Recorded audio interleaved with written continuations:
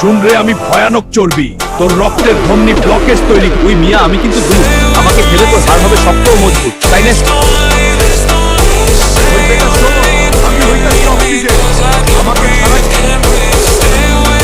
শুন রে, আমি লাউ রে, আমি তোর রক্তের চিনি কমাই রে, কিন্তু শোন রে, আমি অ্যান্টাসিড রে, আমি তোর পেটের হজম শক্তি কমাই। শোন রে, আমি চিন্তা রে, আমি তোমার দুর্বল হাড়ের ভেতরে ক্যালসিয়ামের ঠিক করি রে। সকালে গরম গরম পরোটা খা, আমি তোর রক্তের ধমনী ব্লকেজ করি রে। তাছাড়া আমি শুন রে, আমি মদ, আমার গিললে তোর লিভার নষ্ট হয়ে যাবে।